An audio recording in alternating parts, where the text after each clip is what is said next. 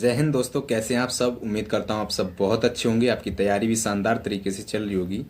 भाई SSC GD की answer की भी आ चुकी है और जो है आपने मार्क्स भी चेक कर लिए होंगे कि कितने क्या आपके मार्क्स बन रहे हैं। हालांकि अभी नॉर्मलाइजेशन का सर ने अंकित सर ने एक वीडियो बनाई है और उन्होंने एक मोटा मोटा आइडिया दिया है कितना नॉर्मलाइजेशन आपकी शिफ्ट में हो सकता है। उसको भी जोड़ के आपने देख लिया होगा कि मेरे कितने मार्क्स बन रहे हैं। फिर भी आपके मन में वही है ना कि कट ऑफ कितनी जा सकती है और इतने मार्क्स पर हमारा फिजिकल के लिए होगा या नहीं होगा। क्योंकि ऐसा होता है ना, एग्ज़ाम देने के बाद हम कन्फ्यूज़न में रहते हैं कि भाई हमारा फिजिकल के लिए होगा या नहीं होगा।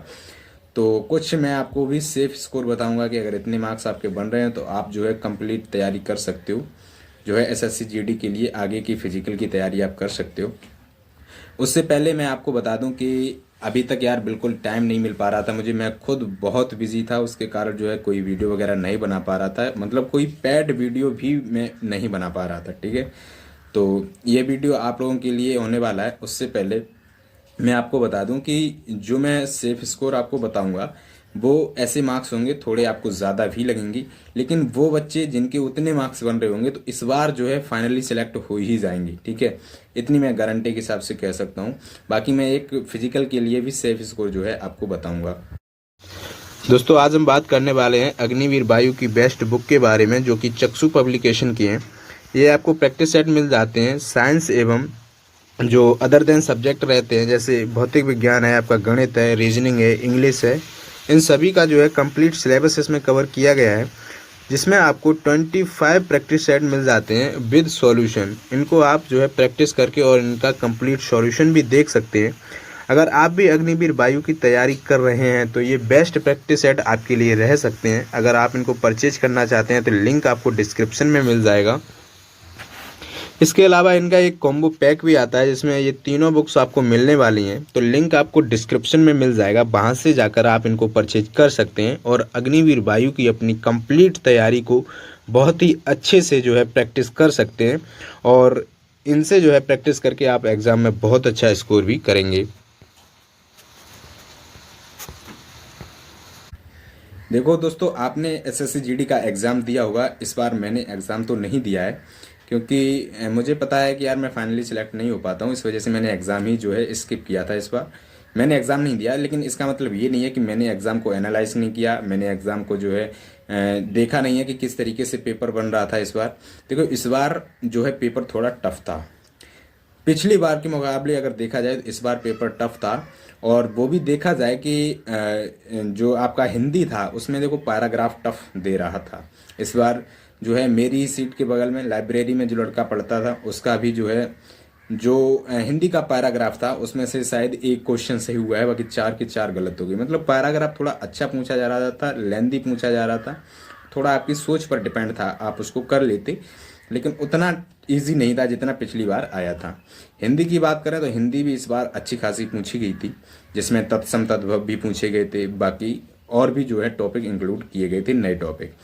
इसके अलावा अगर हम बात करें तो एक से दो क्वेश्चन मैथ के भी क्वेश्चन जो है मॉडरेट आ रहे थे। भाई एक से दो क्वेश्चन पजल वगैरह के जो आपके सिटिंग अरेंजमेंट के क्वेश्चन होते हैं वो आपके पूछे जा रहे थे रीजनिंग के अंदर। तो रीजनिंग का भी एक से दो क्वेश्चन मॉडरेट रहा है, मतलब टफ कह सकते हो उसको। हालांकि टाइम टेकन था, कर पा रहे थे आप। जीएस की बात करें तो जीएस वही 12-13 क्वेश्चन बनाने लायक हर शिफ्ट में मिल रहे थे। बाकी जो लड़का बहुत अच्छा पढ़ा हुआ है वो 15-16 भी कर पा रहा था। बाकी दो तीन क्वेश्चन तो यार वो हर कोई तुक्का मार के आता है, ठीक है। हालांकि नेगेटिव मार्किंग का उतना इफेक्ट रहता नहीं है, तो अटेम्प्ट तो सब कोई जो है अच्छे से करके आता है, ठीक है। भैया कि आपके मन में चल रहा होगा कि भैया सेफ स्कोर क्या रहेगा। देखो एसएससी जीडी की कट ऑफ में यार बहुत मतलब ऐसा रहता है कि भेदभाव सा रहता है। हर स्टेट का नक्सल बॉर्डर इस तरीके से कट ऑफ लगती है, तो हर स्टेट की बता पाना कट ऑफ बहुत मुश्किल है। लेकिन जैसे कुछ राज्य हैं, जैसे यूपी है, हरियाणा है, राजस्थान है, एमपी है, बिहार है, मध्य प्रदेश है, ये जो राज्य हैं इनकी कट ऑफ हमेशा से ही ज़्यादा रही है। अदर स्टेट के जो कंपैरिजन में देखा जाए तो इनकी कट ऑफ हाई रहती है। तो होता क्या है कि बेसिकली इन्हीं की कंपेयर में, इन्हीं को ध्यान में रखते हुए हर लड़का तैयारी करता है कि इनकी कट ऑफ में अगर आ गई, बाकी स्टेट के जो लड़के हैं वो तो सिलेक्ट हो ही जाते हैं अगर इनकी कट ऑफ क्लियर कर रहे हैं तो एक बात सुन लो, जो यूपी, राजस्थान, हरियाणा, एमपी और जो आपका बिहार, ये लड़के जो हैं, इनके अलावा जो लड़के हैं और जो लड़कियां हैं मतलब इन राज्यों की अगर आप कट ऑफ क्लिक कर रहे हो तो आप फाइनली सिलेक्ट होने के लिए जो है आप आराम से, जैसे कोई असम का है, कोई महाराष्ट्र का है, कोई पंजाब का है, इन राज्यों के अगर लड़के हैं, जैसे तमिलनाडु के हो गए, केरला के हो गए, गोवा के हो गए, अगर इन ये लोग अगर इसमें फॉर्म फिल किए हैं तो भाई अगर आप इन जैसे यूपी है, राजस्थान है, इनकी कट ऑफ क्लियर कर रहे हो तो आप तो वैसे ही सिलेक्ट हो, ठीक है। इसके लिए आप परेशान मत होना। बाकी इन राज्यों की अगर बात करें, पिछली बार यूपी की अगर मैं बात करूं तो 139 के करीब जो है फिजिकल के लिए लगी थी।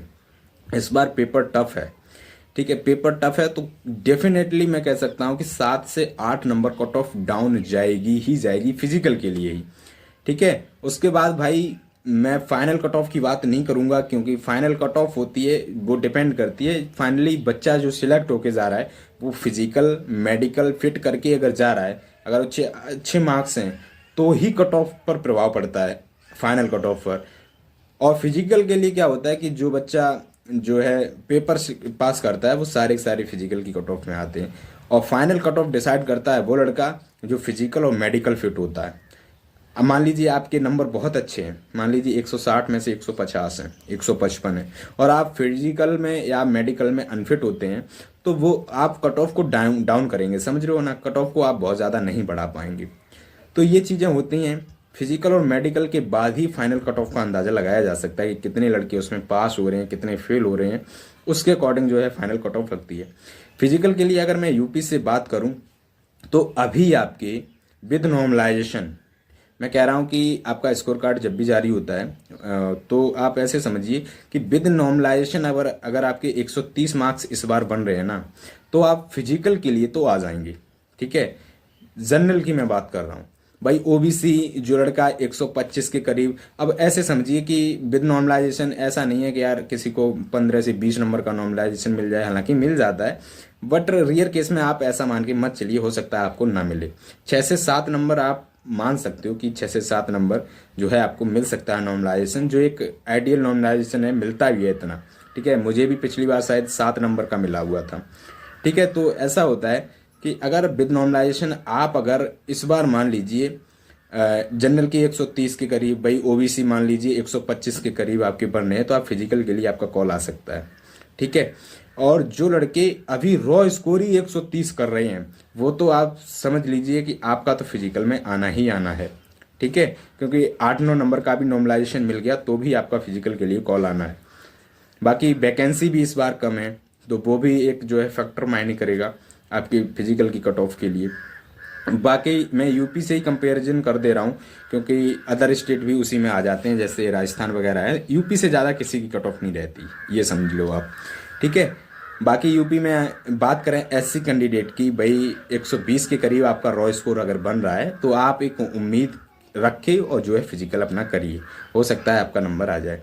एसटी कैंडिडेट भाई 110 के करीब अगर बन रहे हैं, है ना, एसटी की सबसे कम ही कट ऑफ रहती है, तो ये कुछ सेफ स्कोर है। 130, 125, 120 के करीबन अगर आपका रॉ स्कोर है तो एक उम्मीद जगाए रखिएगा। हालांकि अदर एग्जाम्स की भी तैयारी करिएगा, जैसे रेलवे के अंदर बहुत सारे एग्जाम्स हैं, एसएससी जीडी 2026 के लिए आप प्रिपेयर हो सकते हैं। इसके अलावा दिल्ली पुलिस के अंदर बहुत सारी वैकेंसीज आती हैं, AWTPO हो गया, इसके अलावा एसएससी के थ्रू जो दिल्ली पुलिस की कांस्टेबल की वैकेंसी आती है वो हो गई है, दिल्ली पुलिस HCM की वैकेंसी आती है, बहुत सारी वैकेंसीज हैं जिनमें आप फॉर्म फिल करके जो है सिलेक्शन ले सकते हो। तो आपको करना क्या है कि अपनी पढ़ाई को भी कंटिन्यू रखना है, मतलब लाइब्रेरी जाइए दिन में, और अगर आप जो मैंने स्कोर बताया उसके करीब आपके मार्क्स रॉ स्कोर बन रहे हैं, जिससे आपको लगता है, मतलब आपकी अंतरात्मा कह रही है ना कि इस बार मेरा फिजिकल के लिए कॉल आ सकता है, क्योंकि आपसे बेहतर कोई नहीं जानता, ठीक है। बाकी अंदाजे कोई भी लगाए, आपसे बेहतर नहीं जानता कोई कि मेरा आएगा या नहीं आएगा। बाकी जो बच्चे टॉपर हैं, जैसे 140, 145, 150 रॉ स्कोर लेकर बैठे हैं, वो तो अपने आप को सिलेक्ट ही समझें, वो लोग अच्छे से फिजिकल और मेडिकल के लिए प्रिपेयर है, समझ रहे हो ना। बाकी 130 से डाउन वाले हैं, वही बच्चे कन्फ्यूजन में भी रहते हैं, तो उनके लिए मैंने बता दिया कि आप अदर एग्जाम्स की भी तैयारी करते रहिएगा, उसके साथ साथ जो है फिजिकल की भी तैयारी करते रहिएगा, क्योंकि हो सकता है इसमें आपका फाइनली आप सिलेक्ट ना हो पाए। क्योंकि मान लीजिए आपका फिजिकल के लिए ही नहीं आया तो आपको लगता है यार चलो मेरा तो हुआ ही नहीं, अदर एग्जाम में लग जाते हो। और जो बच्चा फाइनल मेरिट से बाहर होता है ना, उसको पता होता है कि मतलब क्या दर्द होता है, पूरी साल मेहनत करने के बाद भी फाइनली सिलेक्ट नहीं हो पाता है। ठीक है, तो ये कुछ सेफ स्कोर है। अगर आपको लगता है कि मेरा इतना बन रहा है तो आप ज़रूर जो है इसके फिजिकल की थोड़ी थोड़ी तैयारी करते रहिएगा। मिलते हैं नेक्स्ट वीडियो में, तब तक के लिए जय हिंद, जय भारत। Thanks for watching.